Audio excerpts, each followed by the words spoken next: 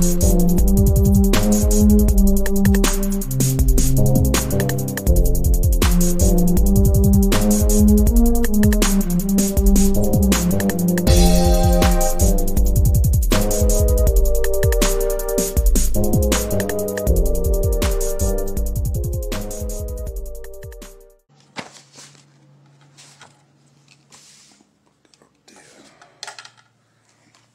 right, come on in, family.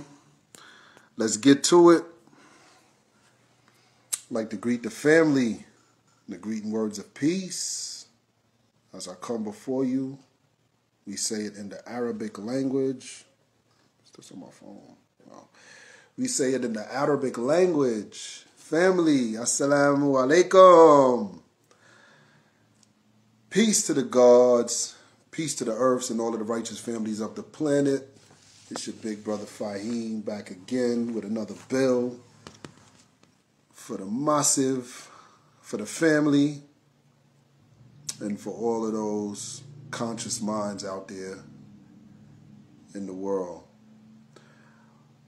I wanted to build today because I had a discussion with an individual or whatever, and pretty interesting discussion, and we were just talking about 5%ers in their progression, or let me say, not in their progression, but we were talking about 5%ers in their acquisition of gaining knowledge of self.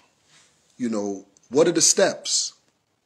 I think, that's kind of important. And the thing with this particular bill is that it's not really so much for newborns. It's not just only for them, but even as advanced 5%ers, advanced guards who've been studying more than 25, 30 years, 40 years. What should you be doing? As Minister Farrakhan said once, the time and what must be done. Yeah. You should know the time and what must be done in order to attract your people or bring more of your people over into Islam. So I just wanted to talk today and just have a little brief discussion about what is a 5%er startup package? What does it look like? What is that?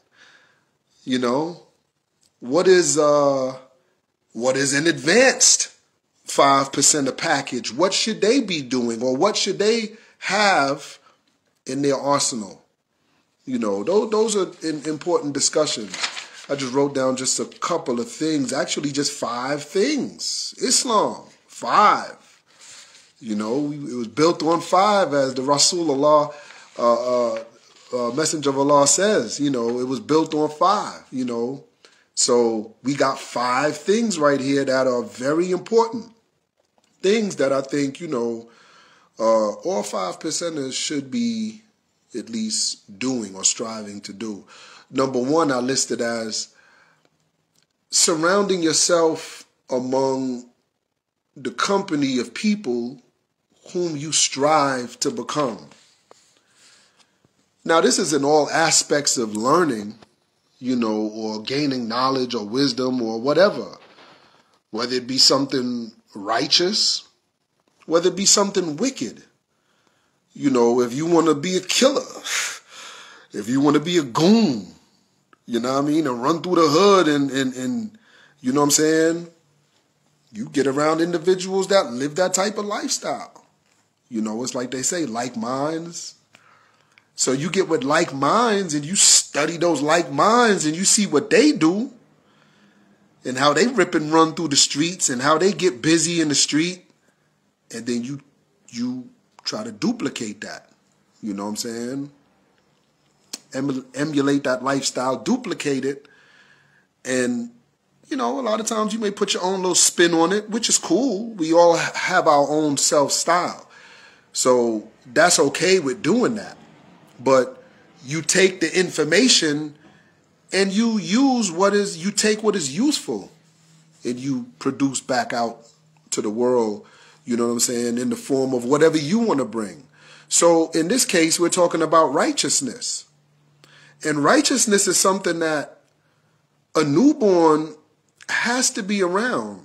You know, if you ever notice children, you know, when they're like 2, 3, 4, 5, you know, they sit down and they'll just stare, like they staring at you. They looking at adults like, you know, like, why are you staring at me? Why are they looking at me? Why? You know, little babies, they sitting down, you know. Well, what are they doing? They're observing you. They're gaining knowledge. Knowledge is acquired through, you know, listening, you know, observation, you know, showing respect, you know, for, okay, this individual has a level of knowledge that I can use and I can learn something from this person. So you listen to that person. You don't try to disrespect that person or try to overtalk that person. Give them the respect of speaking their mind and what they got to say. Because in a lot of cases, it can actually aid you in your growth and development as an individual. So you want to be around conscious individuals. I remember when I went to prison, I remember one time, you know, the guard was like, yo, stay with the guards, stay around the guards. Don't get with all these, you know, savage niggas running around here like they on the street still and, you know, wilding and banging, you know what I'm saying, cutting niggas. Yo, get with the guards. They don't deal with none of that foolishness. And I took his advice. You know what I mean? I was young, like 21, 22. And you know, anybody that been, especially in a lockup, I wasn't even in the joint yet, but in the detention center, where you're being detained, going back and forth to court, dudes in there getting it popping. It's like the Rumble Royal, the brawl up in that joint. You know what I'm saying? So you can take yourself away from that madness by getting around individuals who, yo, every day they wake up, they fasting together, they building together, they going through lessons and degrees together, they're studying together. They don't have time to deal with all of the madness. They're trying to grow and develop self. This is one of the main things that you want to strive to do as a newborn 5%er just coming into the knowledge of yourself. It's not all about just the quoting and the, you know a lesson by heart, you can quote it and we're like, oh yeah, he's God now. Yeah, all hail to God. No, it don't work that way. I tell people all of the time, if there's one thing that I wish or would hope to accomplish with, you know, my YouTube channels is I want to put the 5%ers on a different frame of thought, because a lot of us think as baby gods. You know what I'm saying? We think as ignorant 85%ers running around here who don't want no discipline. We don't want nobody telling us what we need to do and what we supposed to do. We don't want nobody telling us that. We want to do what we want to do. We want to go off of our own thinking, and our own thinking is what has trapped us in the condition that we're in. That, of course, with the aid and the help of the white man, the beast, you know, but our own thinking in a lot of cases puts us in those positions because we don't have to listen to the white man. Today, he's not actually literally putting a gun to your head, making you go out there and rob your own brother or rape your own sister or sell crack in your community or rap about selling crack in your community or rap about being a slut and a hoe. That's your decision to keep on doing that. You don't have to do that. So a God is someone who has the ability to make decisions, to make choices. You have that. You have that. That's innate. That's within you. You know? So always surround yourself around the type of company that you choose to become like. And if it's 5%ers, if it's righteous gods who are living righteously, not just quoting lessons, they're actually living it, that's who you want to be around. Because as I said, that mentality is something I want to bust up. All of this, oh, he can quote, yo, he God, yo, he know his lessons by heart, oh, he God, oh, yo, he ain't reading his lessons, oh, he God, he really God. See, he ain't reading them, he really God. It's so stupid. Because as I mentioned before, back when I was a newborn, that used to captivate me too. When I used to see God, yo, who's the original man, the Asian black man, to make it on the cream of the planet Earth? Yo, who's the color man, who's grabbed the devil, white man on the planet Earth? I used to be like, yo, yo, boy, it's deep. And I used to be all, you know what I'm saying, wooed off of that. But then I'm the type of person, because I actually do, I guess it's just in my DNA, it's innate. You know, but because I'm a person that always likes to just fact check, to go back and let me see if what they were saying is, because other people are going to ask me to show and prove. You know, when you go to school and you do a math problem and the teacher's like, well, how did you get the answer? Show me how you got your answer. Well, that's how we are in the 5% Nation of Islam. The Muslim Guards, I want to know how you know that. How do you know that lesson? Okay, you could quote it for me and yeah, okay, whoop-de-doo, it sounds good, but how do you know what you're saying? And give me some of the origins of those teachings and you know, just I want to plumb the depths of what you're saying. I'm just not going to stay on the surface level of what you're saying. Let's go deeper. I want to understand where it comes from. So the second point that I want to mention is always go back to the root of whatever you're studying. And that kind of like ties into what I was just saying. You know, I want to know where this comes from. I want to know who are the authors of it. And even if the latter generation of this particular school of thought took this knowledge or this information and you somehow feel that they've advanced this information to a higher degree, well, still, I need to know something of the historical, you know, text. I want to see what the original teachers and the original elders who taught this lesson, what did they say and how does it, you know, cling on to what people are saying today. I want to be able to join those teachings in with what is being taught today. And then from that point, I want to be able to join it into what other schools are thought are teaching or maybe trying to teach, but they quite don't have it right all the way. I want to be able to aid and assist them with my knowledge, with some of my findings that I've done myself. I didn't just hear Elijah Muhammad say something and I took it on face value, even though he's the messenger of Allah. So what? I still go fact check Elijah Muhammad. Minister Farrakhan is God's man on the scene today. Ain't nobody doing the work that the Honorable Minister Louis Farrakhan is doing. But I don't get so religious to the point now where when he says something, I don't need to fact check it. I just believe it because he said it. That's when you start veering yourself back off into a religious mentality. I'm sure Minister Farrakhan don't want you to do that. Minister Farrakhan wants you to fact check him. Why does a teacher want a student to fact check them? That goes back into why a teacher wants to see how did you come to your conclusion? How did you come to your estimation? How did you get that answer? Show me how you worked that problem out and got to that answer. Likewise, if I'm a teacher and you're a student and it's something that I said that you kind of disagree with, let's go back and forth intellectually. Come on, let's, because hey, I might be wrong. You might be onto something actually. So let's deal with it. That's a true teacher. That's not no religious teacher.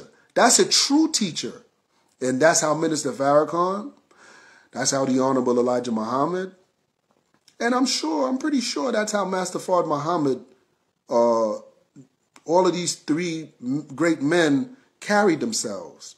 And we could even extend that into Marcus Garvey, Drew Ali, and some of our other greats. I'm sure they've always wanted us to come back to them with questions, with concerns. Like, yeah, I want to know such and such and such. Like, why is such and such, let's build. A teacher loves that when a student can open themselves up and you can now see in that student where they may need a little push or a little, adjusting, if anything, in the teaching to kind of get them to see the point that you're trying to make. That's a good thing. That's never a bad thing. So always go to the root of what you're studying and get grounded in the root of what you're studying. The third thing is listen more when you're amongst the elders and do more teaching when you're around the newborns or new students. This is something that's important too. Again, we show our elders respect. Now, I will say this, that there's a disclaimer. There's a, because, and I remember building with one of the guards, shout out to the guard, my guard brother, Equality, Eternal, upon self, Eternal, the guard Bilal. I know me and him talked about that once, and a lot of our elders today really ain't elders. They don't carry themselves as elders, and they don't have the knowledge or the wisdom of elders. Some of them, I'm not going to say a lot, but some of our elders are not, people that you can sit down and dialogue with. Some of them have even gotten back off into the religious world to where, hey, it's whatever my pastor said, I'm going to do it. Hey, it's whatever my imam said, I'm going to do it. You know what I'm saying? And there's a gap that's been created, and we need to close that gap. But I will say, traditionally, you're really supposed to do more listening when you're around your elders. And when I'm talking about your elders, I'm not just talking about people that's older than you physically. They don't even necessarily have to be older than you, but they could be younger than you. But because we are talking about, this is in the spiritual sense, right? The quote unquote spiritual world, if you will, not to sound spooky about spiritual world like someplace else, but we're talking in terms of spirituality. So in terms of spirituality, someone could be 30 years old and someone could be 50 years old. And the one 30 years old has a lot more knowledge, wisdom, and understanding than the 50-year-old. So therefore, the 50-year-old needs to humble themselves as an adult, as an elder, and sit down and listen to the youth. Sit down and listen to the younger brother and learn something. Redirect your energy. Redirect your thoughts. There's some things that you may need to contemplate within yourself. That's important to do. A lot of times we don't do that. We don't sit down and self-reflect after we've studied something. You're supposed to sit quietly. I remember one of my enlighteners told me that one time. After you sit and study, or you get through, you don't go outside and go play, or go outside and go run and go do something. No, you sit. It's almost like after you make prayer or you make salat. You don't just get up and run all that. No. Some of the Muslims may sit there still for another 15, 20 minutes with their dhikr beads and their, remember reciting the attributes of Allah. Like all of that symbolic with religion. But in real life, in real time, we're talking about study. So with study, it's the same thing because the mind is faceted on something. And during a prayer or a study, you're focused. So after that prayer is over now, or that study is over, the mind is still in a state of focus. Is still in an analytical stage of focus, trying to learn and figure out and computate. So therefore, you sit down and you reflect after you study. And then when you get around the elders, you listen. You ask questions. You listen. That's the only time you should be speaking, is when you're asking a question. Now, when you get around newborns or new students, you're supposed to be doing more of the talking, not them. Because again, they don't know what they're talking about. They don't have no mind of their own to piece things together. And, and I'm not saying that in a disrespectful way, but I'm saying their thinking is based off of the European, the Caucasian white man's world, his world of religion, his world of science, his world of education, his world of business, his world, everything that you or the newborn would be trying to convey back to you, especially if they've went to school and they got some sort of education, everything that they're going to be trying to convey back to you is what they learned in the white man's world. Trying to make sense of it. So this is where you don't overshadow them. You don't just dwarf them with your information or your knowledge. No, you give them a chance to speak and ask questions. But at the end of the day, you should be doing more of the talking and the teaching, because what they're saying, you're taking that and you're breaking it down for them to make it more understandable and more relatable to them in their world and in their circumstance or their situation. That's what a 5%er is supposed to be doing. That's our job as gods and earths out here in the street. Listen more when you're around the elders or the gods who've been studying a long time, and speak or teach more when you get around the youth or the newborns, right? So that's 3. 4 would be learn and devote yourself to a trade skill and study business. Very important. So after we've acquired this knowledge of self and we've, grown in the knowledge, and we are now, great mighty gods walking around in the community, and people know, oh, yo, that brother right there, yo, he got, you know what I'm saying? People coming to check you for information, and you know what I'm saying? Like, they rating you among the scholars and the top gods and you're everyone's favorite enlightener. And, once you've grown to that status, one thing that I've come to learn, and this is just me and my own self-development and independent studies, one thing that I've come to learn is that the 85% follow the money. They follow the money. It's the nigga with the bread, boy. It's that nigga with that bread, boy. Right? The females, they want the nigga with the dough. Ain't that's what it always been?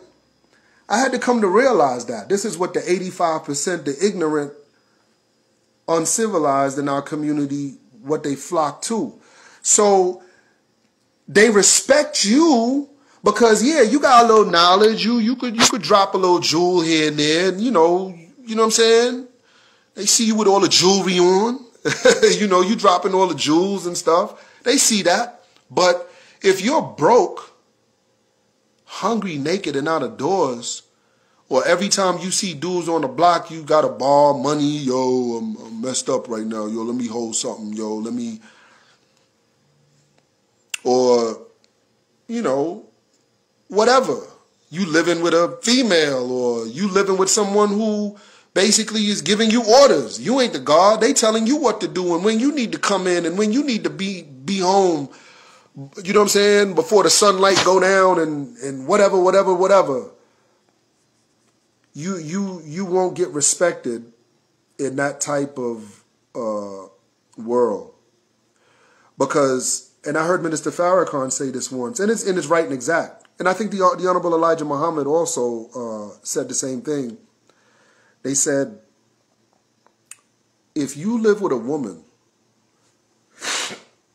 and you're not able to provide for that female, if she got to put money in your pocket, every time she get her check, she got to break you off, you're not working, you just sitting around the house, you're not really doing nothing.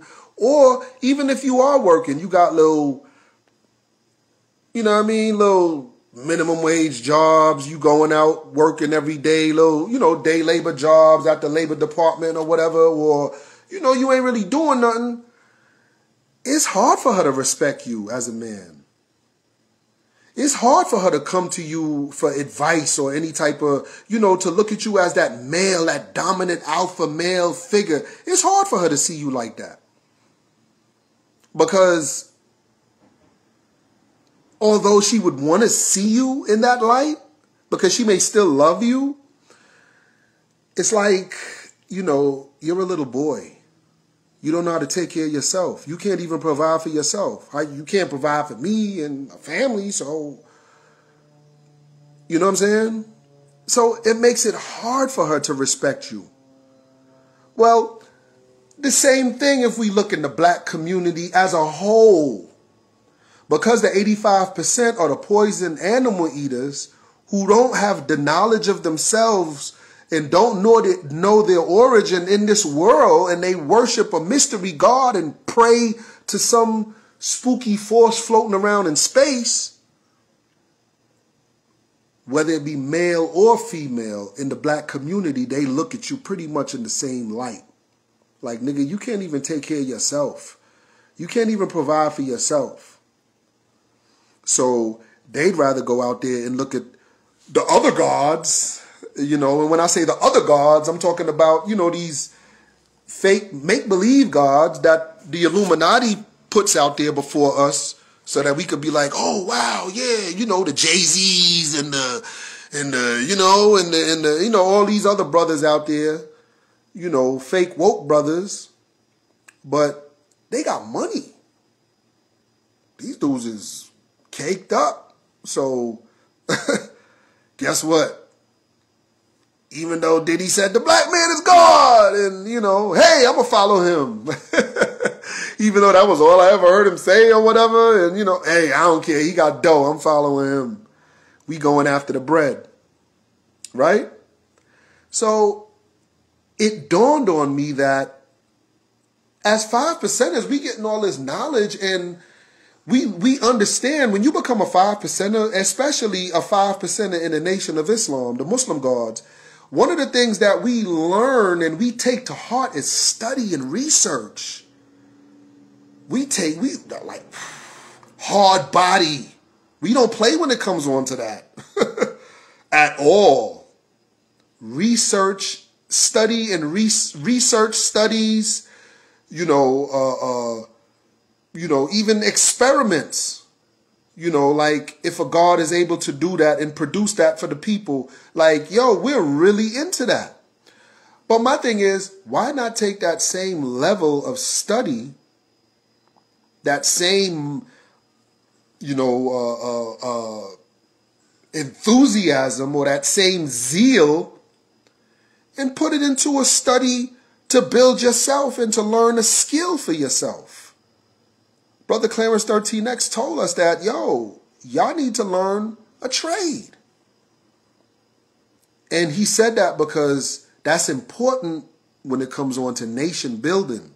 He knows nobody, when I'm dead and gone, my nation ain't going to do nothing because y'all niggas ain't going to build nothing. Y'all don't even got no skill.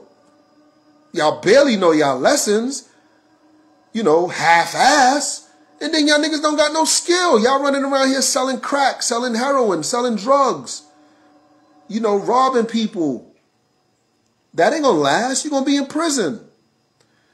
Go to college and get you a college education if you a school type of person.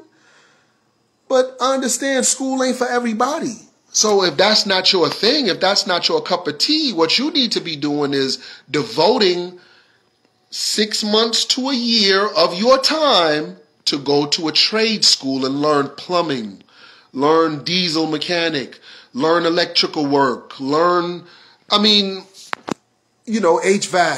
I can go on and on and on. Learn these things. These are trades that can literally put money in your pocket, and you don't have to go work for the white man. Because that's another thing. Oh, you God, but why you working for the white man? You can't provide for yourself, God? You can't provide for yourself? Niggas will point the finger at you real quick if they see you on some fake-ish real fast. So your objective is, when you acquire this knowledge of self as a 5%er, and I'm speaking of 5%ers as a whole. I don't care what sect of 5%er you are. As a whole, your next step in life should be, after learning and knowledge in 120 and getting it on cap and having the understanding of it and everything down pat, knowing where the root of your teachings come from and all of that, you're supposed to take that same enthusiasm and zeal and learn you a trade. That's what you should be doing. Because again, by doing this, you create wealth for yourself. You can create businesses for yourself. One thing, when I study most millionaires, they don't have just 1 or 2 streams of income coming in. They got about 6, 7, 10. I got 3 LLCs. 3. And one of them I'm about to advance to an S corp. Once your business grows and your business is doing over 50, 60,000 a year, a lot of times, in order to receive certain tax benefits and stuff, you want to up your liability thing to a S corp, business, for your company or whatever. So whatever you like to do, I got a landscaping business that I just recently, started with one of my cousins down here in Georgia. You know what I'm saying? It has no preference. It's whatever you enjoy doing. Build a business with it. Get professional with it. Learn and study business. There's a plethora of videos on YouTube that you can go to and learn. If you want to be a painter, there's a plethora of videos you can go and look and gain the knowledge, the basic knowledge of that. If you want to be a farmer, if you want to be an electrician, if you want to, whatever, a mechanic. There's so many mechanics on YouTube that got their own little, websites and stuff, that I go on and I watch. I remember I took a whole transmission out one time, just, did a whole transmission on a car, looking at videos. You know what I'm saying? I mean, whatever you want to learn, you can learn. There's no excuse for the foolishness today. So basically, the last point is build business and friendships with people of other races and cultures and bring them to Islam. That's the final piece of the puzzle when you acquire this knowledge of self. You should be, encouraging others to, hey, look. And a lot of times when you got knowledge of self and you a multi-millionaire, there ain't too much talking you got to do. That's one thing that I learned. I got to do all this talking and stuff now because I'm still on the come up.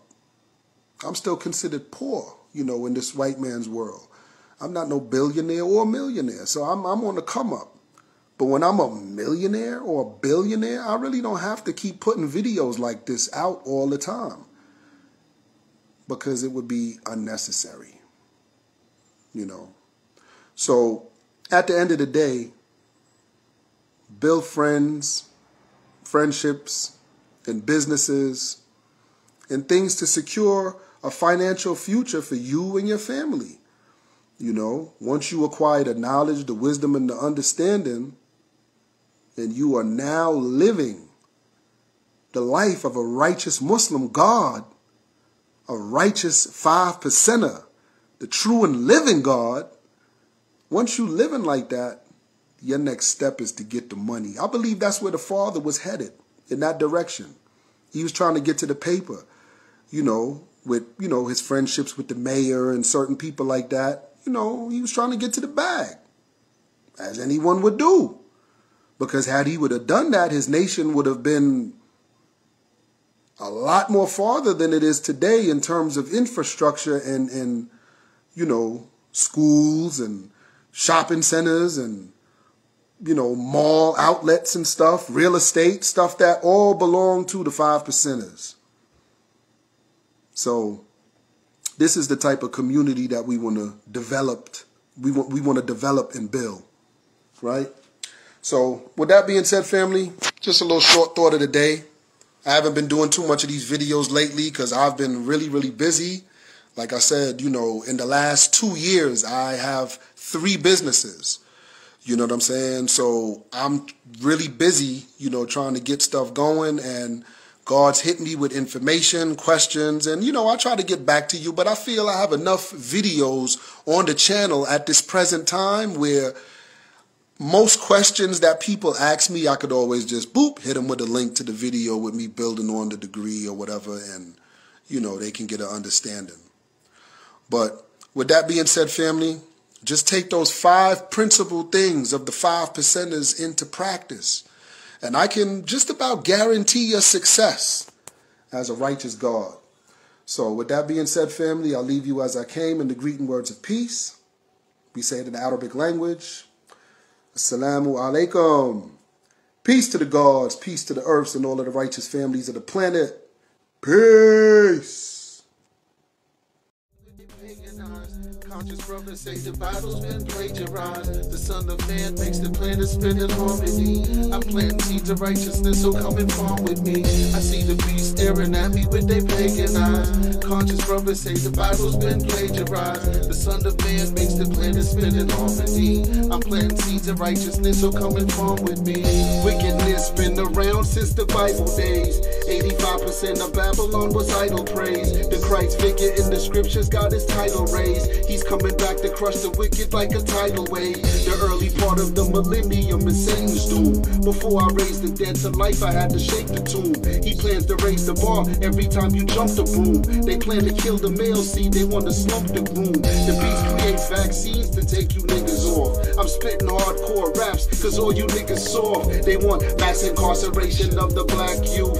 I repel snitch niggas, you know I'm rap proof. You probably work for the feds, the men in black suits. Use a fake Lil Weezy, a little black goof. I came to break the cross and kill